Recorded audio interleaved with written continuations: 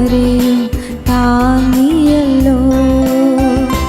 വന്ന വഴികൾ ഒന്നോർത്തിടുമ്പോൾ ഇന്നയോളം നടത്തിയ നാഥ, നന്ദിയല്ലാതില്ലൊന്നുമില്ല. എന്നും കരുതലിൽ വഹിച്ചവനേ,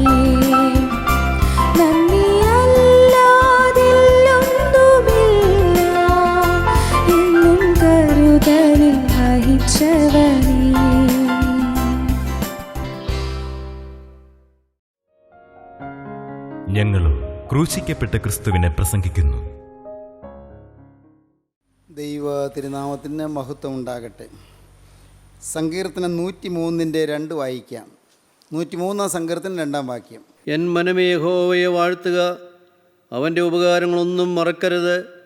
അവൻ നിൻ്റെ അകൃത്യമൊക്കെയും മോചിക്കുന്നു, നിൻ്റെ സകല രോഗങ്ങളെയും സൗഖ്യമാക്കുന്നു. അകൃത്യമൊക്കെയും മോചിക്കുന്നു, സകല രോഗങ്ങളെയും സൗഖ്യമാക്കുന്നു. അകൃത്യം മോചിക്കുമ്പോൾ രോഗങ്ങൾ സൗഖ്യമാകുന്നു.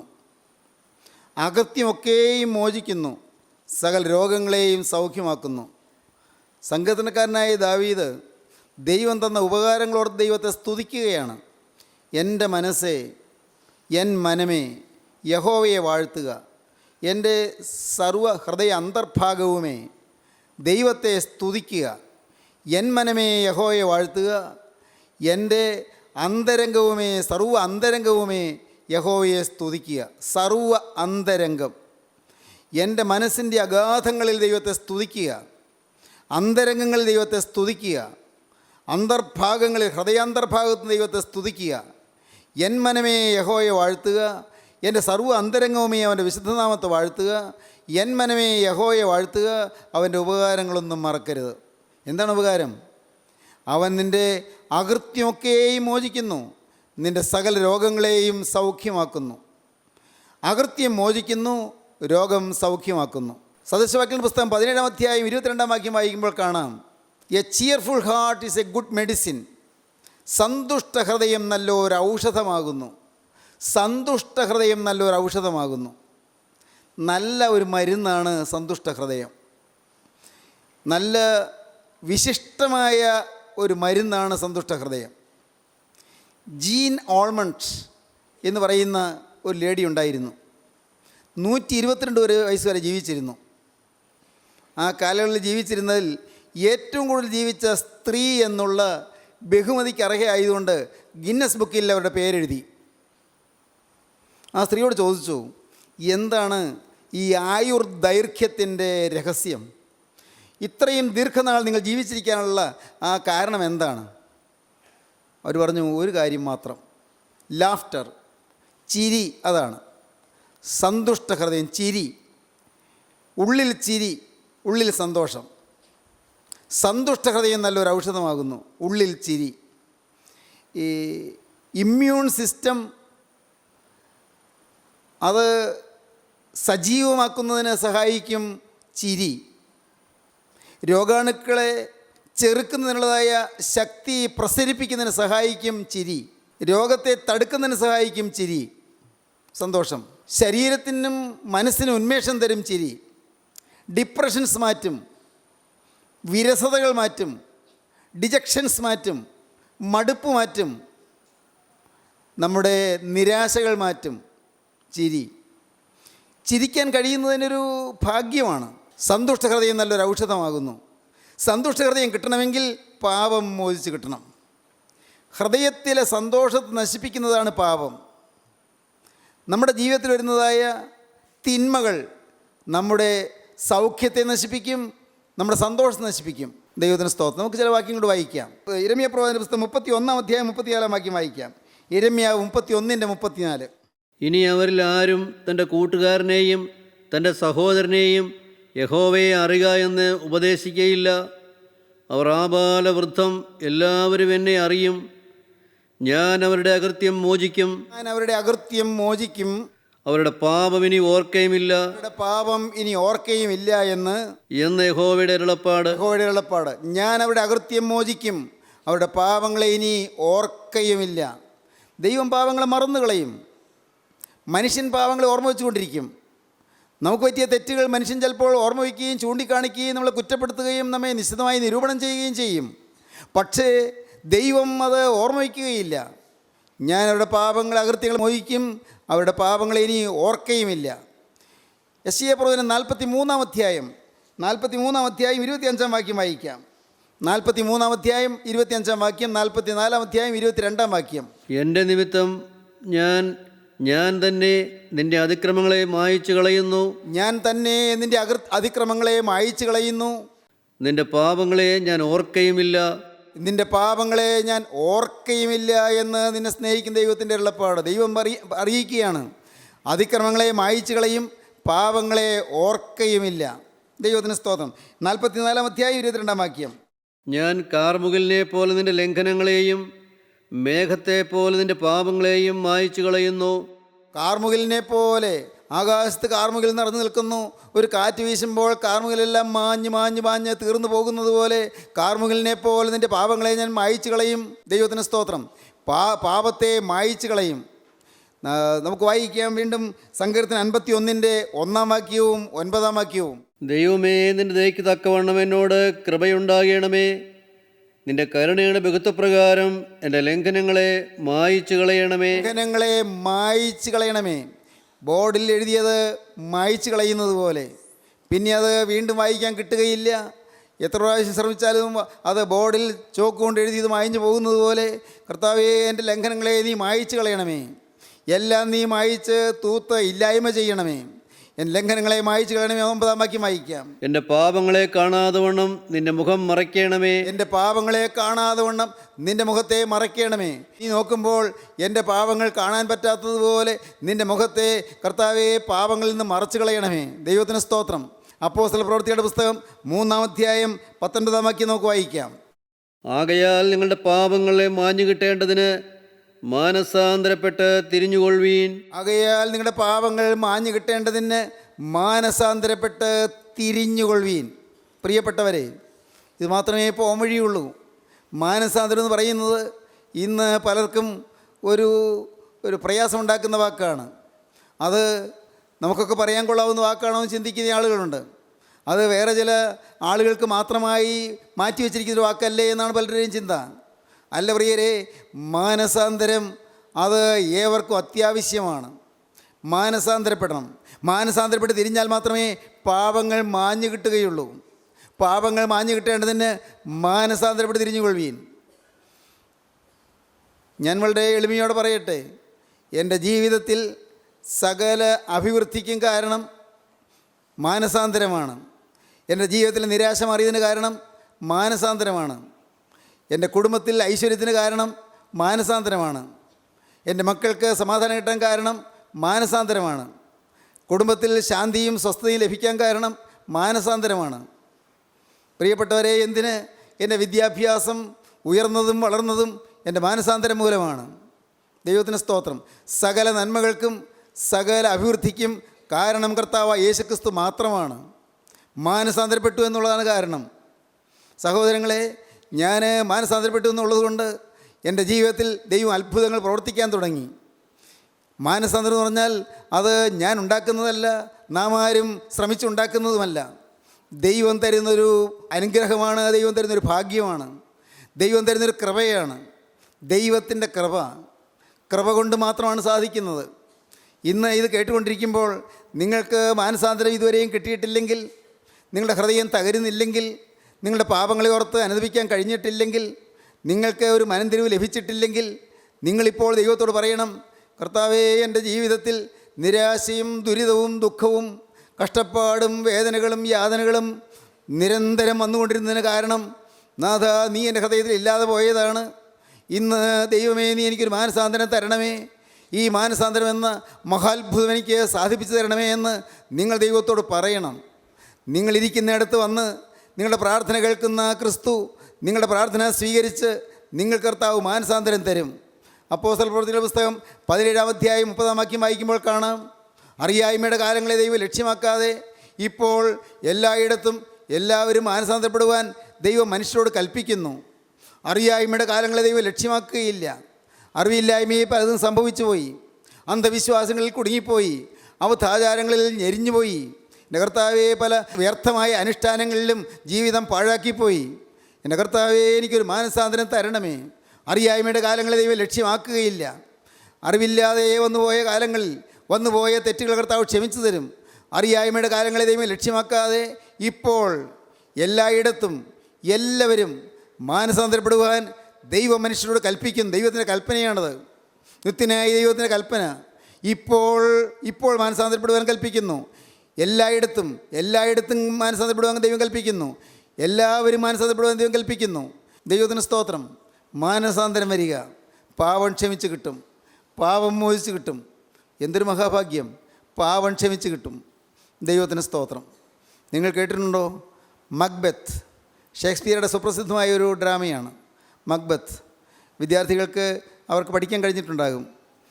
ഈ മക്ബത്തിൽ ഒരു ലേഡി മക്ബത്തുണ്ട്. മക്ബത്തിൻ്റെ ഭാര്യയാണ്. മക്ബത്ത് ഒരു പ്രഭുവാണ്. മക്ബത്തിൻ്റെ ഭാര്യ ലേഡി മക്ബത്ത്. ഈ ലേഡി മക്ബത്തിൻ്റെ ഒരു ആഗ്രഹം, എനിക്ക് ഒരു രാജ്ഞിയാകണം, രാജ്യം വാഴുന്ന രാജ്ഞിയാകണം. അതിന് മക്ബത്ത് രാജാവാകണം. ഇപ്പോൾ രാജാവ് ഡങ്കനാണ്. ഡങ്കൻ മരിക്കണം. മരിക്കത്തക്ക പ്രായമൊന്നും ആയിട്ടില്ല. ഡങ്കനെ കൊല്ലണം.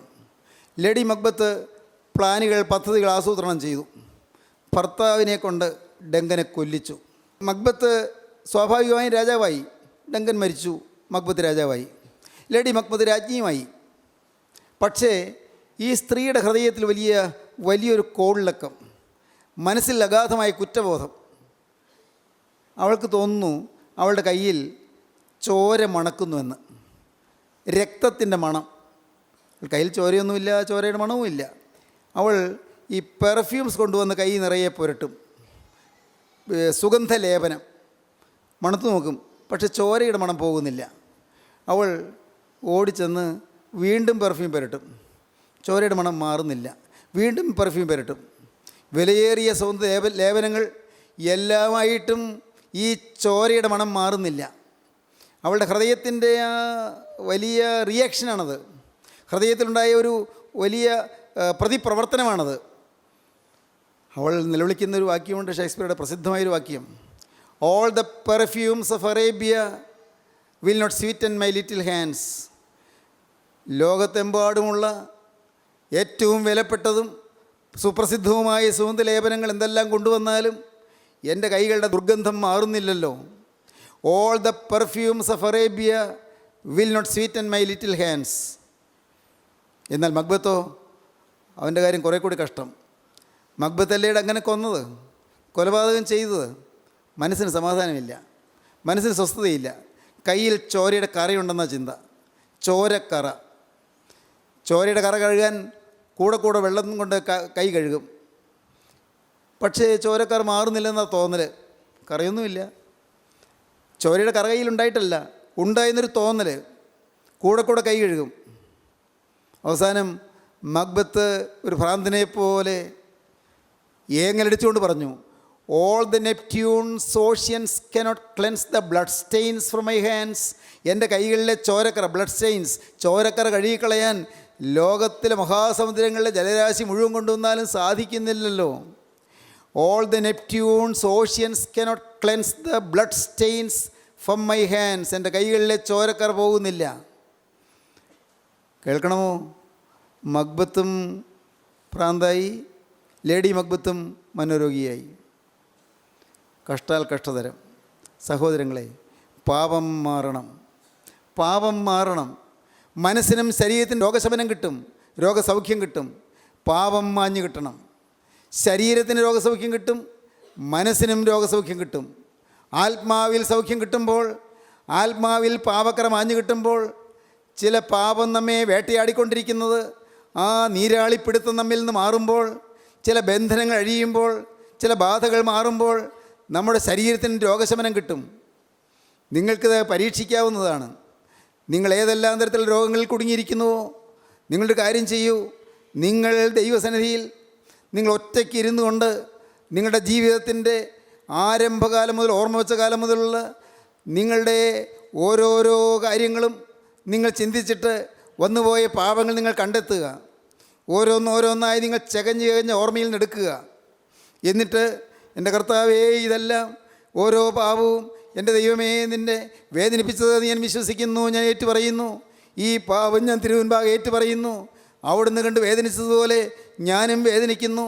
നാഥ, അവിടുന്ന് അറിഞ്ഞതുപോലെ തന്നെ അതേ ഗൗരവത്തിൽ ഞാനും അറിയുന്നു. കർത്താവേ, നീ എനിക്ക് ക്ഷമിച്ചു തരണമേ. യേശുവേ, നിൻ്റെ തിരുവിലാവിൽ ഒഴുകിയ തിരുരക്തത്താൽ, കുരിശിൽ കൂടി ഒഴുകിയ ആ തിരുരക്തത്താൽ എൻ്റെ ഈ പാപക്കറകൾ മായ്ച്ചു തരണമേ എന്ന് നിങ്ങളിരുന്ന് പ്രാർത്ഥിക്കുക. പ്രിയപ്പെട്ടവരെ, നിങ്ങളിത് കേട്ടുകൊണ്ടിരിക്കുമ്പോൾ നിങ്ങൾക്ക് ഒരു തീരുമാനമെടുക്കാം. കർത്താവേ, എൻ്റെ പാപങ്ങളെല്ലാം മായ്ച്ചു കളയണമേ. ഇനി ഒരിക്കലും പൊങ്ങി വരാതെ വണ്ണം എല്ലാ പാപവും മായ്ച്ചു കളയണമേ. ഏതെല്ലാം വൃത്തികേടുകളിലാണ് കർത്താവേ ഞാൻ വീണുപോയത്, ഏതെല്ലാം ചതിക്കുഴിയിലാണ് ഞാൻ വീണുപോയത്, ഏതെല്ലാം കൊള്ളരുതാത്ത കാര്യങ്ങളാണ് എൻ്റെ ജീവിതത്തിൽ വന്നുപോയത്. ഇന്ന് ഓർക്കുമ്പോൾ ലജ്ജ തോന്നുന്നു, ഇന്ന് ഓർക്കുമ്പോൾ പേടി തോന്നുന്നു. ഞാൻ എവിടെയെല്ലാമാണ് പോയത്, ഞാൻ എന്തെല്ലാമാണ് ഞാൻ ചെയ്തത്, എന്തെല്ലാമാണ് ഞാൻ പറഞ്ഞത്, എങ്ങനെയെല്ലാമാണ് ഞാൻ പെരുമാറിയത്. പണസംബന്ധമായ ക്രമക്കേടുകൾ, അഴിമതികൾ, കൈക്കൂലികൾ, എൻ്റെ കർത്താവേ ചിലരുടെ ഹൃദയത്തെ നൊമ്പരപ്പെടുത്തിയത്, ചിലർക്ക് നഷ്ടവും നാശവും വരുത്തിയത്. എൻ്റെ ദൈവമേ, ചില കുടുംബങ്ങൾ മുടിച്ചത്, ചില സ്ത്രീകളെ ഭർത്താവില്ലാത്തവരാക്കിയത്, ചില പുരുഷന്മാരെ ഭാര്യയില്ലാത്തവരാക്കിയത്, ചില പ്രജകളെ കൊന്നത്. എൻ്റെ കർത്താവെ, വ്യഭിചാര ആസക്തി കൊണ്ട് ചെയ്തു പോയ വിനകൾ, അബദ്ധങ്ങൾ, അനർത്ഥങ്ങൾ. നാഥ, ഇന്ന് ഓർക്കുമ്പോൾ പേടി തോന്നുന്നു, ലജ്ജ തോന്നുന്നു. ഓരോന്നോരോന്നായി നിങ്ങൾ ഓർത്ത് ദൈവസന്നിധിയിൽ അനുദപിച്ച് ദൈവസന്നിധിയിൽ ഏങ്ങലടിച്ച് കരയൂ. തകർന്നു നുറുങ്ങിയതുമായ ഹൃദയത്തെ ദൈവമേ നീ നിരസിക്കുന്നില്ല. തകർന്നു നുറുങ്ങിയതുമായ ഹൃദയത്തോടെ നിങ്ങൾ ദൈവസന്നിധിയിലേക്ക് ചെന്ന് ദൈവസന്നിധിയിൽ കരയുക. അപ്പോൾ പാപങ്ങൾ കർത്താവ് ക്ഷമിച്ചു തരും. ദൈവത്തിന് സ്തോത്രം. മീഖായുടെ പുസ്തകം 7-ാം അധ്യായത്തിൻ്റെ 18-ാം വാക്യം നമുക്ക് വായിക്കാം. അകൃത്യം ക്ഷമിക്കും ദൈവത്തെപ്പോലെ ഒരു ദൈവം വേറെ ആരുള്ളൂ. ദൈവത്തിന് സ്തോത്രം. അതിക്രമം മോചിക്കുകയും അകൃത്യം ക്ഷമിക്കുകയും ചെയ്യുന്ന നമ്മുടെ ദൈവത്തെപ്പോലെ ഒരു ദൈവം ആരുള്ളൂ എന്ന് മീഖ അത്ഭുതത്തോടെ പറയുകയാണ്. മീഖ പ്രവാചകന്റെ പുസ്തകം 7-ാം അധ്യായം 18-ാം വാക്യം. അകൃത്യം ക്ഷമിക്കുകയും തന്റെ അവകാശത്തിൽ ശേഷിപ്പുള്ളവരോട് അതിക്രമം മോചിക്കുകയും ചെയ്യുന്ന നിന്നോട് സമനായ ദൈവമാരുള്ളൂ. അതിക്രമം മോചിക്കുകയും ചെയ്യുന്ന നിന്നോട് സമനായ ദൈവമാരുള്ളൂ. അകൃത്യം ക്ഷമിക്കുന്നു, അകൃത്യം മോചിക്കുന്നു, അതിക്രമങ്ങൾ ക്ഷമിക്കുന്നു, അതിക്രമങ്ങൾ മോചിക്കുന്നു. ദൈവത്തിന് സ്തോത്രം. പ്രിയപ്പെട്ടവരെ, ഹിസ്കിയ രാജാവിന് പാപമോചനം കിട്ടി. അതോടെ രോഗസൗഖ്യവും കിട്ടി. ദൈവത്തിന് സ്തോത്രം. നമ്മുടെ കർത്താവ് അനുഗ്രഹീതമായ ഒരു വാക്യം നമുക്ക് പറഞ്ഞു തന്നു. ഞാൻ നിന്നെ സൗഖ്യമാക്കുന്ന യഹോവയാകുന്നു. ദൈവത്തിന് സ്തോത്രം. പുറപ്പാട് പുസ്തകം 15-ാം അധ്യായം 26-ാം വാക്യത്തിലാണ് പറയുന്നത്. ഞാൻ നിന്നെ സൗഖ്യമാക്കുന്ന യഹോവയാകുന്നു. തിരുവചനം വായിക്കുമ്പോൾ ദൈവം തന്നെ പരിചയപ്പെടുത്തുന്ന 2 കാര്യങ്ങൾ കാണാം. ഒന്ന്, ഞാൻ നിന്നെ ശുദ്ധീകരിക്കുന്ന യഹോവയാകുന്നു. 2, ഞാൻ നിന്നെ സൗഖ്യമാക്കുന്ന യഹോവയാകുന്നു. വായിക്കാം. പുറപ്പാട് 15-26. നിന്റെ ദൈവമായ യഹോവയുടെ വാക്ക് നീ ശ്രദ്ധയോടെ കേട്ട് അവന് പ്രസാദമുള്ളത് ചെയ്യുകയും അവൻ്റെ കൽപ്പനകളെ അനുസരിച്ച് അവൻ്റെ സകല വിധികളും പ്രമാണിക്കുകയും ചെയ്താൽ ഞാൻ മിസ്രയീമ്യർക്ക് വരുത്തിയ വ്യാധികളിലൊന്നും നിനക്ക് വരുത്തുകയില്ല. ഞാൻ നിന്നെ സൗഖ്യമാക്കുന്ന യഹോവയാകുന്നുവെന്ന് അരുളിച്ചെയ്തു. ഞാൻ നിന്നെ സൗഖ്യമാക്കുന്ന യഹോവയാകുന്നു. സൗഖ്യം തരും ദൈവം. 38-ാം സങ്കീർത്തനത്തിൽ നാം വായിക്കുന്നു. 38-ാം സങ്കീർത്തനത്തിൽ ദാവീദ് പറയുന്നുണ്ട്, എൻ്റെ ദൈവമേ, എൻ്റെ അകൃത്യം കൊണ്ടാണ് എനിക്ക് രോഗം വന്നത് എന്ന്, എൻ്റെ പാപം കൊണ്ടാണ് എനിക്ക് രോഗം വന്നത് എന്ന്, എൻ്റെ അകൃത്യം മൂലം എനിക്ക് രോഗം വന്നു എന്നാണ് ദാവീദ് പറയുന്നത്. 38-ാം സങ്കീർത്തനം 1-ാം വാക്യം മുതൽ അരിഷ്ടതയോടെ ദാവീദ് കരയുന്ന ദാവീദിൻ്റെ എണ്ണിപ്പെറുക്കിയുള്ള കരച്ചിൽ, ആ പ്രാർത്ഥന നമുക്ക് കേൾക്കാം. 38-ാം സങ്കീർത്തനം. യഹോവേ, ക്രോധത്തോടെ എന്നെ ശിക്ഷിക്കരുതേ. രോഗം വന്ന് ശരീരമാസകലം വലഞ്ഞിരിക്കുന്ന സമയമാണ്, വേദനിച്ച് പൊളയുന്ന സമയമാണ്. ദാവീദ് പറയുകയാണ്, യഹോവേ, ക്രോധത്തോടെ എന്നെ ശിക്ഷിക്കരുതേ. ഉഗ്രനീരസത്തോടെ എന്നെ ദണ്ഡിപ്പിക്കുകയും അരുതേ. നിന്റെ അസ്ത്രങ്ങൾ എന്നിൽ തറച്ചിരിക്കുന്നു. നിന്റെ കൈ എൻ്റെ മേൽ ഭാരമായിരിക്കുന്നു. നിന്റെ നീരസം ഹേതുവായി എൻ്റെ ദേഹത്തിൽ സൗഖ്യമില്ല. എൻ്റെ പാപം ഹേതുവായി എൻ്റെ അസ്ഥികളിൽ സ്വസ്ഥതയുമില്ല. എൻ്റെ അകൃത്യങ്ങൾ എൻ്റെ തലയ്ക്ക് മീതെ കവിഞ്ഞിരിക്കുന്നു. വലിയ കൂമ്പാരം പോലെ പാപം അങ്ങനെ തലയ്ക്ക് മീതെ കവിയത്തക്കവണ്ണം അത്രമാത്രം വലിയ പാപത്തിൻ്റെ കൂമ്പാരത്തിനുള്ളിൽ ആയിരിക്കുകയാണ്. എൻ്റെ അകൃത്യങ്ങൾ എൻ്റെ തലയ്ക്ക് മീതെ കവിഞ്ഞിരിക്കുന്നു. ഭാരമുള്ള ചുമട് പോലെ അവ എനിക്ക് അതിഘനമായിരിക്കുന്നു. ഭാരമുള്ള ചുമട് പോലെ എൻ്റെ പാപങ്ങൾ എനിക്ക് അതിഘനമായിരിക്കുന്നു. എൻ്റെ ഭോഷത്വം ഹേതുവായി എൻ്റെ വ്രണങ്ങൾ ചീഞ്ഞു നാറുന്നു. ദീർഘാസകലം വ്രണങ്ങൾ വന്നിരിക്കുന്നതിന് കാരണം എൻ്റെ ഭോഷത്വം, എൻ്റെ പാപം ഹേതുവായി എൻ്റെ കർത്താവേ എൻ്റെ വ്രണങ്ങൾ ചീഞ്ഞ് നാറുന്നു. ഞാൻ കുനിഞ്ഞ് ഏറ്റവും കൂനിയിരിക്കുന്നു. കർത്താവേ ഞാൻ കുനിഞ്ഞ് ഏറ്റവും കൂനിയിരിക്കുന്നു. ഞാൻ ഇടവിടാതെ ദുഃഖിച്ചു നടക്കുന്നു. ഇവിടെ ദുഃഖിച്ച് നടക്കുന്നു. എൻ്റെ അരയിൽ വരൾച്ച നിറഞ്ഞിരിക്കുന്നു. ഇത് സങ്കടത്തോടെ പറയുകയാണ്, എൻ്റെ അരയിൽ വരൾച്ച നിറഞ്ഞിരിക്കുന്നു, എല്ലാം അസ്ഥികളിൽ സ്വസ്ഥതയില്ല. ഇന്ന് എൻ്റെ സ്നേഹിതരെ, നിങ്ങൾ ഈ വാക്കുകളെ കേൾക്കുമ്പോൾ നിങ്ങൾ രോഗത്തിൻ്റെ പീഡയിൽ വലയുന്നവർ ആരെല്ലാം ഉണ്ട്, നിങ്ങൾ ചിന്തിക്കൂ, എൻ്റെ കർത്താവേ എനിക്ക് എൻ്റെ രോഗത്തിൻ്റെ സൗഖ്യം കിട്ടണമെന്ന് എനിക്ക് ആഗ്രഹമുണ്ട്. എന്നാൽ അതിനു മുൻപ് എൻ്റെ ആത്മാവിൽ സൗഖ്യം തരണം, എൻ്റെ പാപം ക്ഷമിച്ചു തരണം, എൻ്റെ അകൃത്യം മോഹിച്ചു തരണം. പാപം ക്ഷമിച്ച് കർത്താവേ പാപം അയച്ച് ഇല്ലായ്മ ചെയ്ത് എന്നെ ഒരു വിശുദ്ധനാക്കി മാറ്റണം. ദൈവത്തിന് സ്തോത്രം. പറയാൻ എളുപ്പമാണല്ലോ. സ്നേഹിതരെ, നിങ്ങൾ ആത്മാർത്ഥമായി ആഗ്രഹിക്കുമോ എനിക്കൊരു വിശുദ്ധനായി ജീവിക്കണമെന്ന്? ഇത്രയും കാലം എൻ്റെ ചിന്താമണ്ഡലത്തിൽ അങ്ങനെയൊന്നും വന്നിരുന്നില്ല. നാഥ, ഇത്രയും കാലം ഞാൻ വിശുദ്ധനാകണമെന്ന് ഞാൻ ആഗ്രഹിച്ചില്ല. എന്നാൽ ഇന്ന് ഈ വാക്കുകളെ കേട്ടുകൊണ്ടിരിക്കുമ്പോൾ തിരുവൻപാവ് ഞാനൊരു പ്രതിഷ്ഠയെടുക്കുന്നു, ഞാൻ സമർപ്പണം പറയുന്നു.